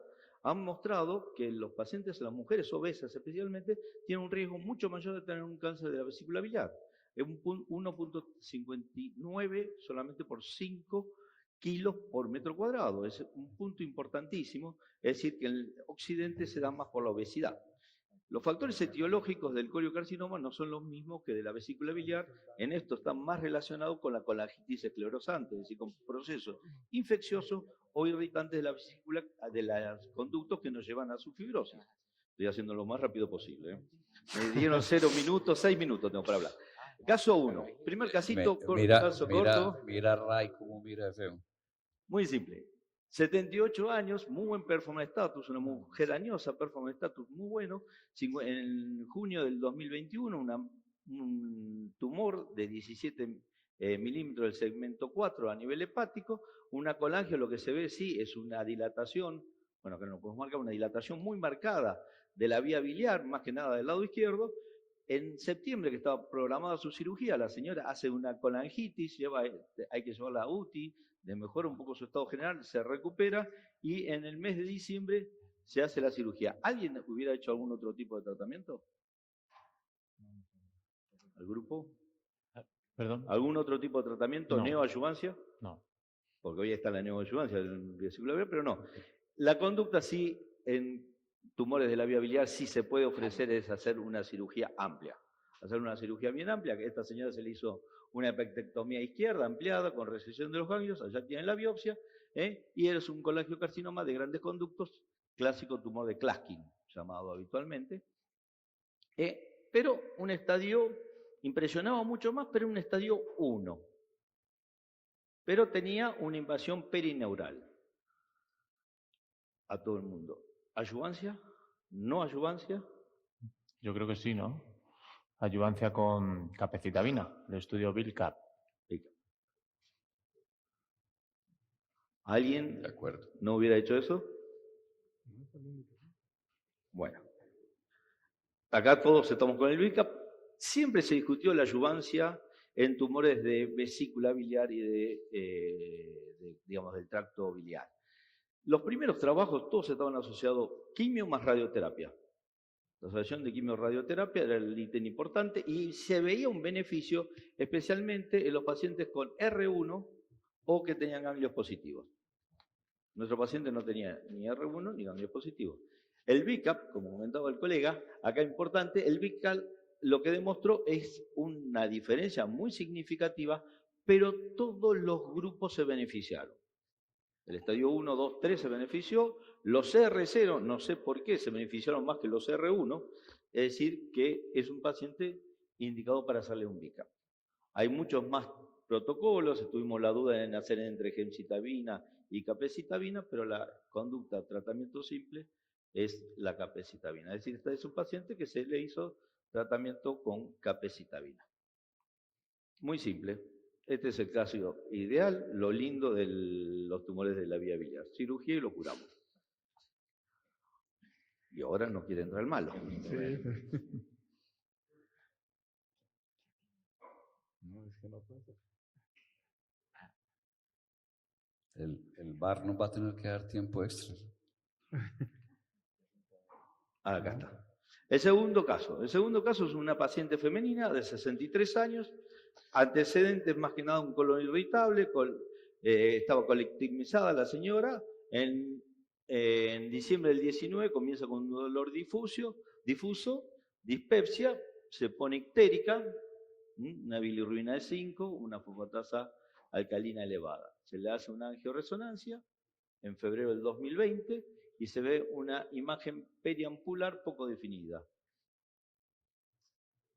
Se le hace la veda, en la cual se ve una lesión friable a nivel de la papila, y se toma una biopsia, con dificultad, pero se toma una biopsia. Posteriormente se hace una endoscopia donde se ven que hay ganglios peripancreáticos, y se hace una tomografía en la cual se ve que hay lesiones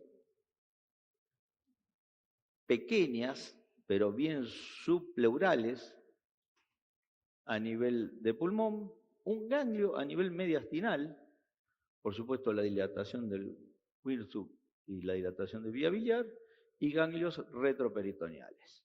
Este caso lo conoce bien el doctor Centeno porque lo llevó él, allá está al fondo, y se le hace la biopsia, por supuesto nos da un ampuloma de tipo biliopancreático. Los ampulomas todos sabemos que se dividen en dos grupos, el grupo más que nada de tipo intestinal, que tiene un patrón muy similar al cáncer de duodeno, al cáncer de intestino, tiene por supuesto sobrepeso de la PC, el P53, mientras que el tumor de tipo biliopancreático tiene una sobreexpresión más que nada del CARRAS y del P53.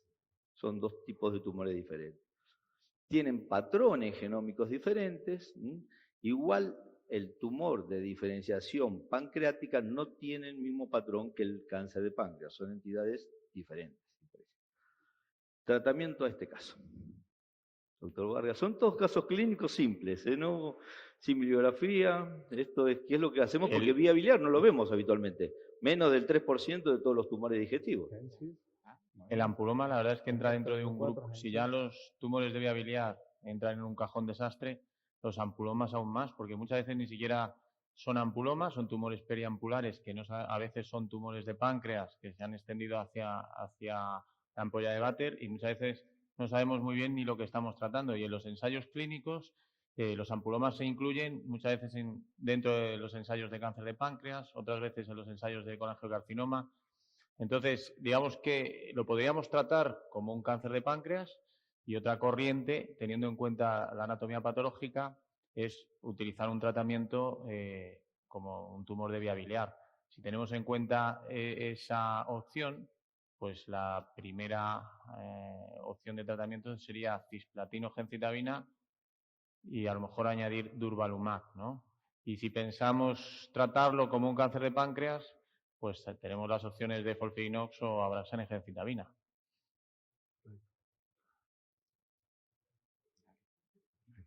No, como la patología lo dice, muy claro, si no es de tipo intestinal, sino vía biliar, sin lesión en páncreas, yo lo trataría con gemcitabina cisplatina. No tenemos inmunoterapia como tal para, pues el Durva aprobado aquí para, como el Topaz 1 para tratamiento en esta enfermedad metastásica. ¿Alguien? Una pregunta. ¿Alguna opción? A veces le hacemos mutación de RAS, pero la mayoría de los están mutados. Si no están mutados, a veces me decido más por un esquema tipo folfirinoxo que por un Gemcis. Cuando están mutados del RAS, creo que les respalda a uno más usar Gemcis, pero es una cosa un poco, pues es decir, eso no lo sabe uno. Pues tú también dices que puedes decir entre los dos, pero no es fácil saber. Hombre, quizás y viendo a veces la imagen a veces orienta un poco, no siempre, cuando tienes un tumor de cabeza de páncreas que te invade da una imagen más grande, la ampolla está muy poco penetrado, digamos, con poca infiltración del páncreas, pero eso es todo muy teórico, a veces nos pasa todos los días esto.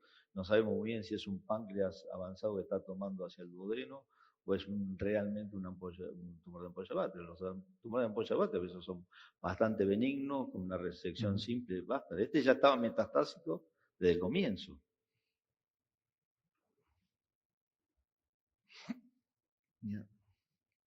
Bueno, si uno se plantea, más que nada los primeros trabajos de los tumores de ampolla de váter están todos dentro de la bolsa de los tumores de la vía biliar. El ABC02 compara gemcitabina más cisplatino, y lo que sí se ve es que hay un beneficio, por supuesto acá tenemos que están incluidos los ampulomas, y lo que sí se ve es que hay una diferencia significativa en la sobrevida global.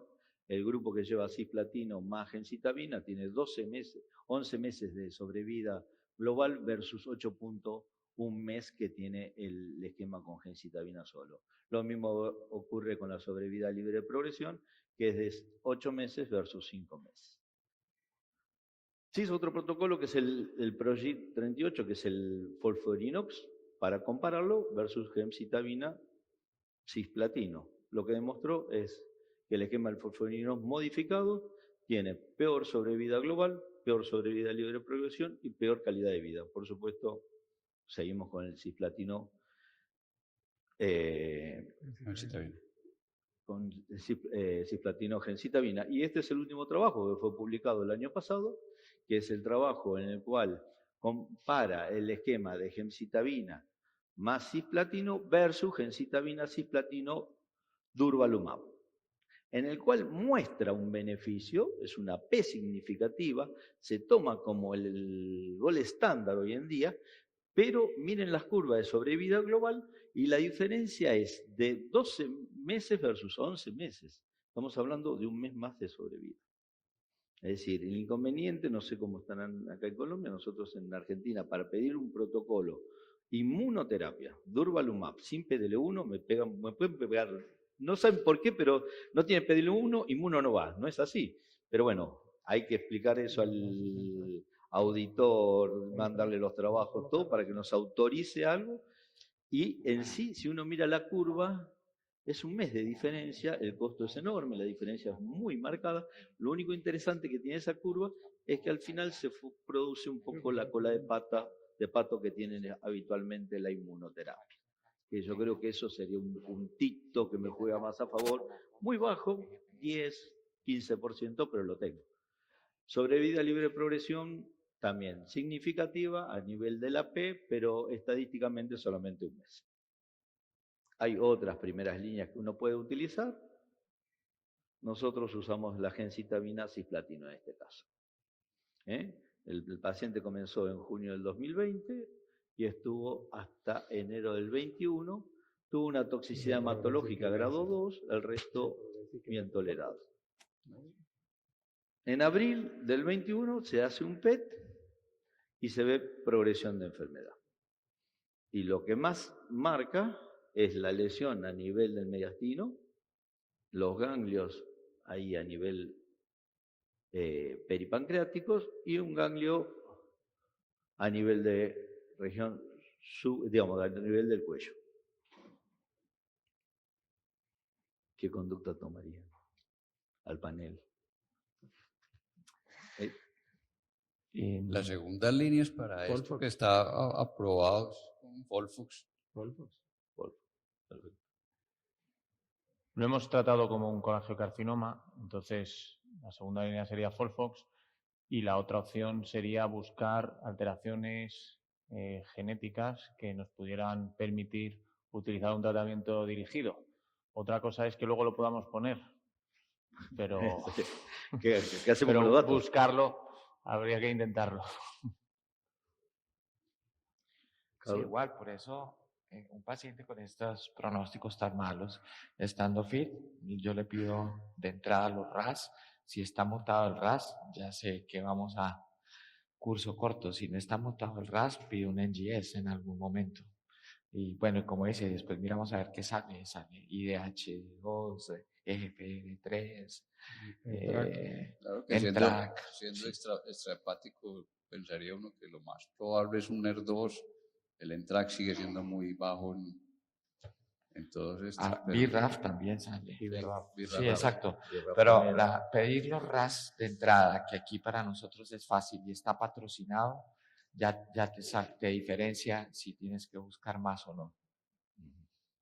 Bueno, nosotros lo que le Sí, pero hicimos lo fue una pides como biopsia colon. del ganglio a Lo pides nivel como colon de metastásico. cuello, ya que lo teníamos a disposición el ganglio.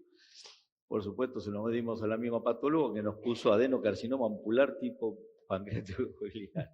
Es decir, que, digamos, nos pone que es una metástasis a nivel ganglionar, del tumor sí, no tenemos duda, pero sí podemos hacer nosotros, es decir, no podemos hacer una secuenciación porque la tiene que pagar el paciente, sí le podemos hacer gratuitamente la inestabilidad microsatelital. Y dentro de la inestabilidad microsatelital, lo que muestra este caso es que el paciente tiene una inestabilidad microsatelital, a veces discutida porque la MSH6, pero tiene su inestabilidad. Entonces, el planteo en el comité fue hacerle inmunoterapia. Si uno plantea cuáles son los tratamientos de segunda línea en los tumores biliares, como comentó recién acá el colega, más que nada es el FOLFOX, que cuando uno lo compara con el mejor tratamiento de paliativo versus el FOLFOX, muestra una diferencia significativa. Por supuesto, en este tipo de tumor siempre estamos hablando del mes y pico, pero la sobrevida a 6 meses es del 50 versus el 35%. Es decir, el FOLFOX es uno, y el otro es todos los trabajos que hay con inmunoterapia. Con inmunoterapia se han desarrollado muchísimos trabajos, la mayoría fase 2, solamente 2 son fase 3. El trabajo clásico de durvalumab, gemcitabina y cisplatino, y el trabajo que utiliza el pembro con cisplatino. Le dimos pembrolizumab al paciente. El paciente comienza con pembrolizumab en abril del 21.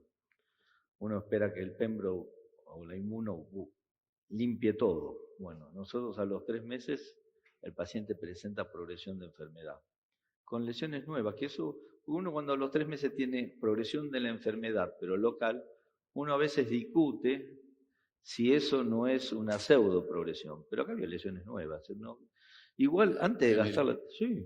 Hay una pregunta, Mauricio. Mauricio. Mi pregunta es si con un solo gen en inmunohistoquímica de inestabilidad microsatelital que fue negativo, uno puede estar tan tranquilo. Yo lo he hecho pues también porque realmente corroborar la inestabilidad microsatelital de pronto me quita el PFS del paciente, pero con un solo gen uno sí pensaría que es realmente inestabilidad microsatelital.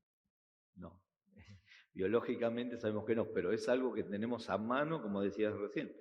Ahí eso está. Lo que, en menos un PSM2, por ejemplo, no lo tomaría. Ese sería el que menos tomo. En algunos casos, sabés que la resolución de PSM2 y HM6, los dos juntos tampoco se pueden tomar en cuenta, porque hasta no sirven en sí. Qué pena. Yo quería comentar una cosita. Y es que, como decía el doctor Lema, cuando uno mira los perfiles de inmunohistoquímica, sobre todo para evaluar inestabilidad de microsatélites, generalmente esos patrones orientan mucho hacia qué prueba deberíamos subdirigir.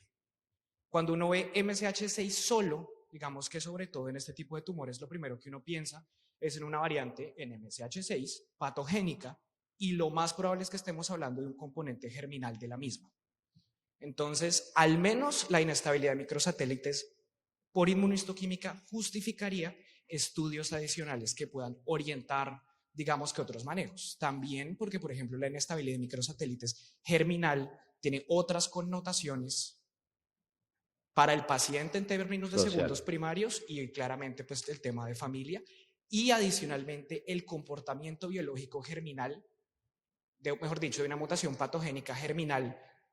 Digamos que en inestabilidad no es tan marcada como en otras patologías, pero también se tiene que considerar. Entonces va en la idea que al menos deberíamos complementar, al menos con un estudio, ya sea germinal, sobre todo por la probabilidad pretest de la mutación germinal por este patrón de inmunohistoquímica, o una prueba complementaria en tejido, ¿sí?, que también digamos que hay discusión sobre las concordancias con la PCR e incluso el tipo de PCR, los fragmentos que se utiliza para esto. Incluso esto es una discusión abierta a nivel mundial de qué deberíamos testear y cómo deberíamos testear precisamente esas inestabilidades somáticas. Sí, un comentario adicional. Completamente de acuerdo con lo que estaba diciendo Alejandro.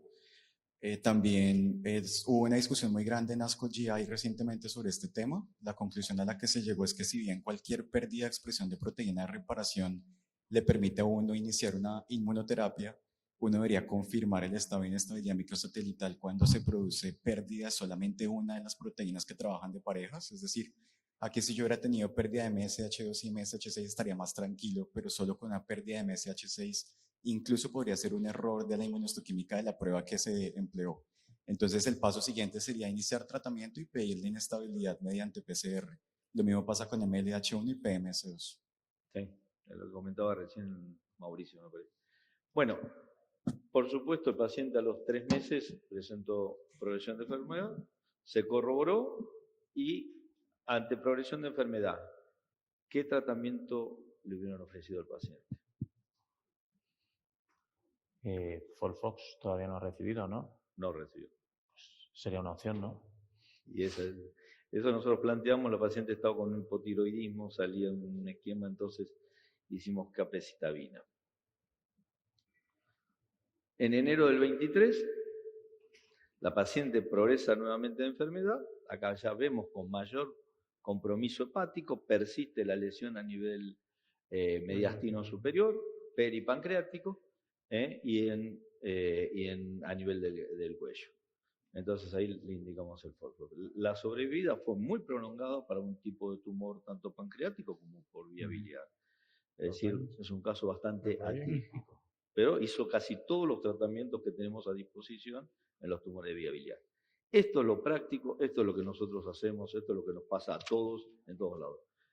5 minutos te la termino la charla, ya me están mirando con cara fea y tengo atrás para terminar, pero acá muy simple. Si hoy en día uno puede hacer todo, como comentábamos recién, y puede darse el lujo de hacer estudios de secuenciación, estudios de ver dónde estamos parados en los tumores de vía biliares, hoy en día lo que más se ve es que estos tumores tienen ciertas mutaciones, como la IDH, como el receptor del factor de crecimiento del fibroblasto, que ya tienen medicamentos que son target, que son dirigidos hacia ellos.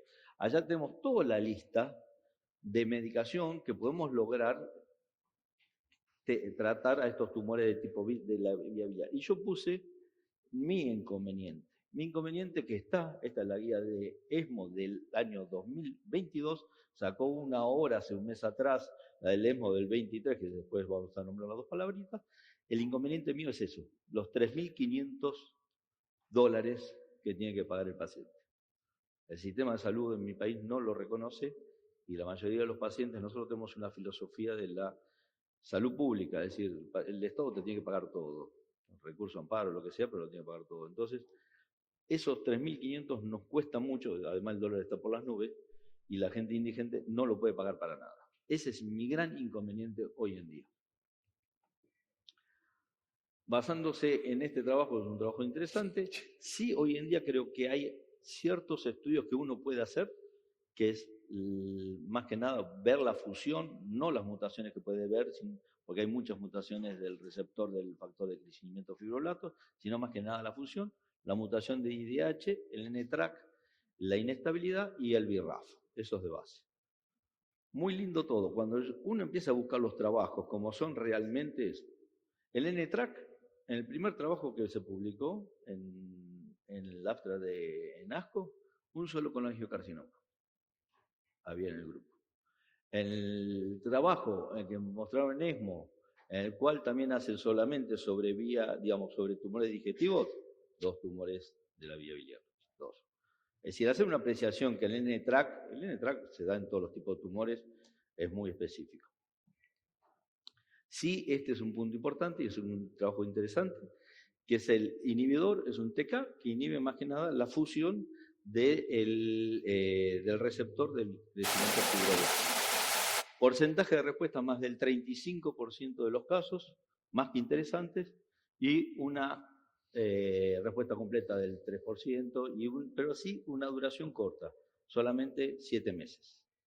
Y este es el otro punto también importante, que creo serían los dos más interesantes de ver a nivel de vía biliar, que es los TK que inhiben a nivel del IDH. Y en este trabajo sí se vio, en sí la sobrevida pasa a ser de 10 versus 7 meses, pero los pacientes que tienen respuestas, algunos, aproximadamente el 20%, tienen una respuesta muy duradera. Lo estoy haciendo muy rápido, y este es el tercer caso que ya terminó, mínimo, pero que es simple. Y tengo 4 o 5, pero nada, es el simple. Yo soy consultor de un hospital que queda en el pleno sur, y les aconsejo que lo conozcan, que queda en el Calafate. Es una mujer que me viene a ver, 41 años, con un cáncer de ovario. Nada que ver. En enero del 22, la mujer comenzó con dolor en el flanco del lado derecho. En junio del 22 se le opera de una vesícula. La mujer sigue con molestias, se le hace una nueva tomografía y se ve 2 tumores ováricos. 2 tumores ováricos. Se le hace en diciembre la cirugía. No se le hizo, este es un caso real, porque no se hizo una anexohisterectomía, se hizo una salpingectomía bilateral, no sé por qué. Y tenía un CA de 149 y un K 125 elevado. En enero, hace 2 meses atrás, yo a esta chica la veo, y al verla, muy dolorida, un performance estatus bajo, una chica indigente, indígena. Digo, la estoy viendo y digo, no me cerró el caso. Por supuesto, esta es la biopsia del ovario, Figo 3, muy bien, nosotros tenemos muy buen patólogo en ese lugar. Esa tomografía es previa a la cirugía, esta acá, previa a la cirugía, y esa tomografía es de enero. La chica tenía un dolor, una hepatomegalia interesante, importante, no tenía ascitis, no tenía cuadro, me sonó raro, por eso me llamaron. Carlos, que no cerraba, lesiones hepáticas enormes, 41 años. Le pedí que me traiga la biopsia de la vesícula. Había tenido un cáncer de vesícula biliar T2, que nunca fue a buscar la biopsia. Nunca fue a buscar la biopsia. Por supuesto, su pronóstico de esta chica es lamentable. Lo que sí es interesante es que el índice más alto de cáncer de vesícula biliar se encuentra en los mapuches, especialmente que viven en Chile, en la región de Valdivia, con una incidencia de 27 cada 100.000. Es el pico más alto. La etnia mapuche presenta la tasa más alta de vesícula biliar en el mundo. Y Chile tomó una conducta ya hace 12 años, en el cual toda mujer que presenta litiasis a nivel biliar o pólipo, o tiene ciertas características que están, después lo podemos charlar, esas pacientes tienen que hacer una colecistectomía reglada. Bueno, muchísimas gracias. Emilio, muchísimas gracias.